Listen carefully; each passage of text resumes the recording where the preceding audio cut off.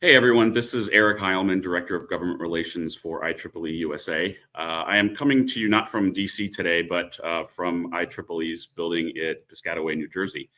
I'm also pre-recording this, unfortunately, because of some meetings and training events up here at the building in the office.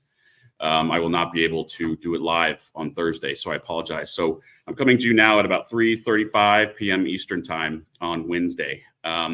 And as I will allude or talk about a little bit later, things may be drastically different by the time you watch this when it's live.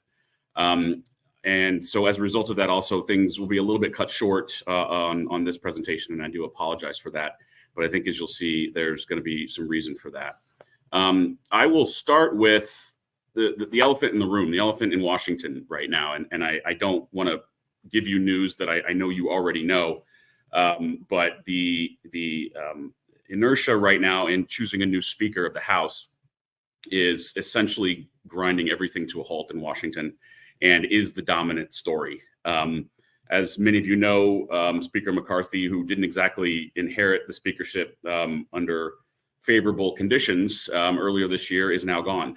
He, in a very historical vote, he was removed by his own House Republicans from the speakership. So now we are without a speaker. We do have a temporary speaker in Patrick McHenry, who is currently the chairman of the House Financial Services Committee and has held other leadership positions before and is very close to Kevin McCarthy. So he's essentially seen as a caretaker during this transition. He has an official title of Speaker Pro Tem, but he doesn't have a lot of official duties, which is causing a lot of consternation right now, especially as there continues to be a holdout in choosing a formal speaker, a permanent speaker to move ahead. We're down to two. It looks like two. The House Republicans met all day today, and we're supposed to try and finalize the new speaker by the end of today. That I just got word about an hour ago will not happen by the end of today, so they'll go back in and give it a go tomorrow. Right now, the leading contender looks to be Steve Scalise of Louisiana, who's the top, the person on the top between these two. In the slide here. The bottom one is Jim Jordan of Ohio. Jim Jordan was endorsed by President Trump. So it will be very interesting if the House Republican Conference decides to ignore that endorsement and go with Steve Scalise. Right now, Scalise is trending towards winning. Congressman Scalise, you may remember, was the congressman who was shot during the baseball team practices that were held for the congressional baseball team about a year and a half ago, maybe two now. And unfortunately, he is battling cancer. So there's a very sort of interesting sort of drama and saga playing out with a lot of this. He would be a very effective leader in the sense that he's got a lot of experience, is well liked by a lot of different members of the House Republicans. And at least for those of us that have worked in Washington for a long time, know a lot of these members of Congress, have tried to sort of work through a regular legislative process. He might be the better of the two, just in terms of being able to get stuff done. But the question is going to be, what will he have given up in order to get a win? What will he be giving that House Freedom Caucus, that sort of extreme right-wing part of the caucus, of the conference, that is essentially calling the shots on all this? What will he be giving them in order to get that speaker gavel? So by the time you watch this Thursday, this may be a done deal. We may have an actual speaker, but as of now, we don't. And that is causing a lot of chaos. It's causing a complete breakdown in any regular order, and is making things pretty challenging. Not least of which is whether or not we're going to have a government shutdown. When we last spoke, I was pretty convinced that by the time we hit the end of the fiscal year, which was September 31st, agreement on a new budget or extending the current budget would not be reached, and therefore we would shut down. I was wrong. I think a lot of folks were wrong, happily.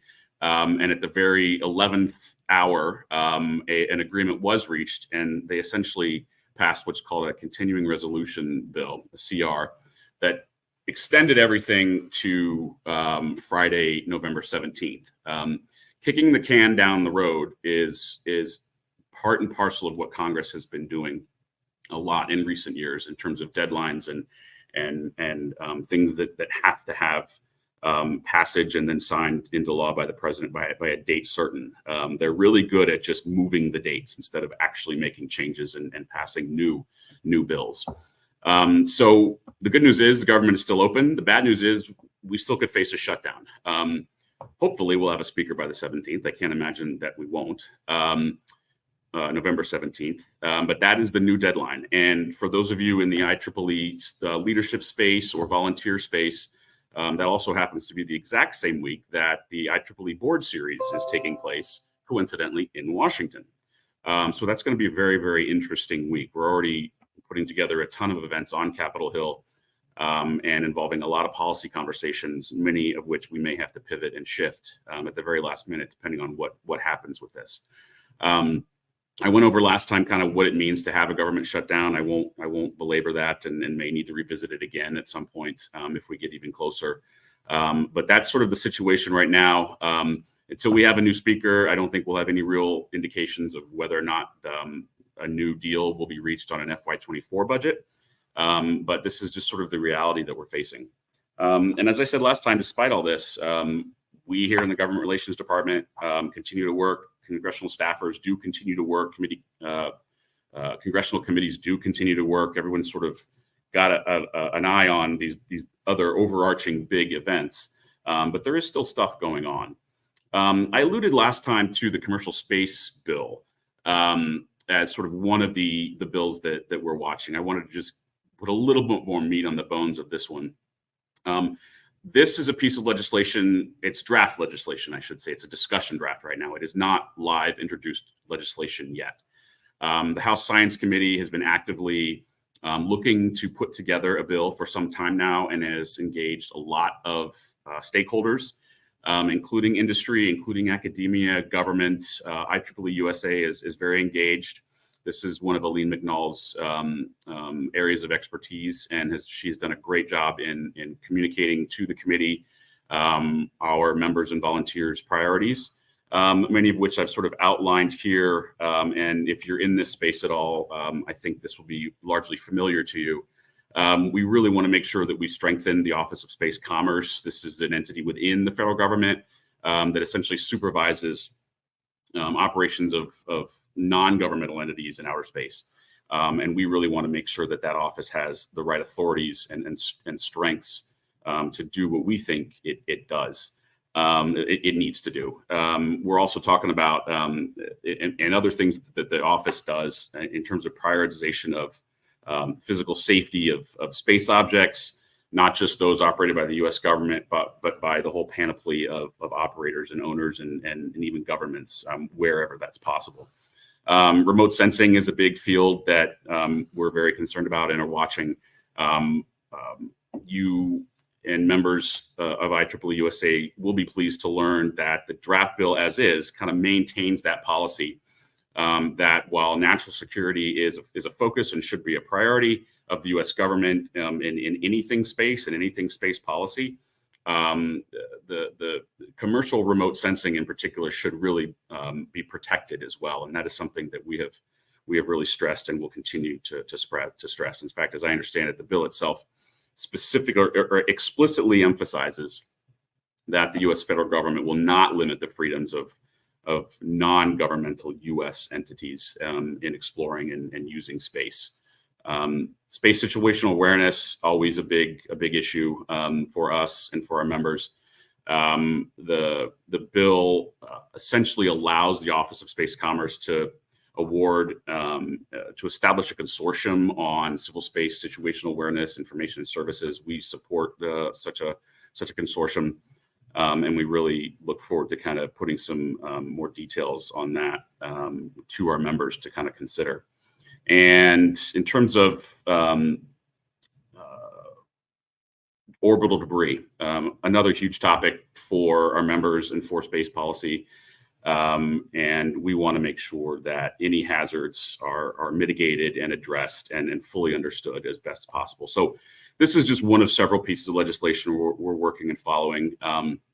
If you would like to engage a little bit more on this, if you would like more information, please contact me or Aline. We are more than happy to kind of fill you in, but I will emphasize again, this is a discussion draft right now. There is no formal piece of legislation to pick apart. And right now, there's not really a timeline by which the House Science Committee is ready to introduce legislation. They had an initial fact-finding hearing in July on this, and one would hope that once we get the speaker situation resolved and figure out how to address the budgetary situation and avoid a shutdown, that a piece of legislation like this is the kind that might be released and put forth by the committee and then essentially moved through the process. We will be there through every step of the way and look forward to working with all of you and with policymakers should that occur. We talked a little bit as well about NDAA, National Defense Authorizations Bill.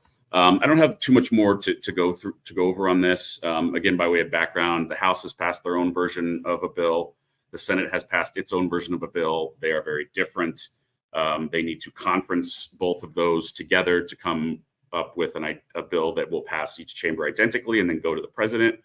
It is a priority. It's one of those, when Congress gets back to doing things normally in the next coming weeks, this will be one of the first things that they try and address. And from an R&D perspective in particular, remains a priority for IEEE-USA, as it does for many of you, I know. So policy issue-wise, that's kind of all I have right now. I did want to just advertise a couple of upcoming events. There is a Washington Post event on AI. AI continues to be probably the hottest tech policy, if not one of the hottest policies right now in Washington in terms of just discussion and attention and bandwidth. This event will feature Congressman Don Beyer, Democrat of Virginia, who has done a lot of work in this from the legislative and policy arena. And fun fact, he comes from Northern Virginia, where many Washington area residents live, including myself. And his family used to still owns a series of car dealerships, and I bought my car from him. He's divested from a lot of that, but he's a well-known name in the Washington D.C. area, and it's good to see him involved in this issue area as well for us. And then I mentioned last time an upcoming event on the CHIPS Act out in California. We've got a little bit more detail in terms of actual speakers here on your screen, and we are very excited to keep adding to this agenda. It's going to be very West Coast and very California centric. It will be taking place at the Qualcomm headquarters in San Diego, and we are very excited to be putting this, co-hosting this conference. And if any of you are out in that region, have any interest in joining or attending, please take a look at our website and our webpage and register. We think it'll be a great event, and we're going to be talking about chips a lot in the next year or so at least. There's a lot of space there that I think IEEE-USA has to offer, and we intend to move forward on that. That's all I have for this particular update. I know it was a quick one, and I apologize. I just realized I put questions up here, and since I'm not live, you can't ask questions right now.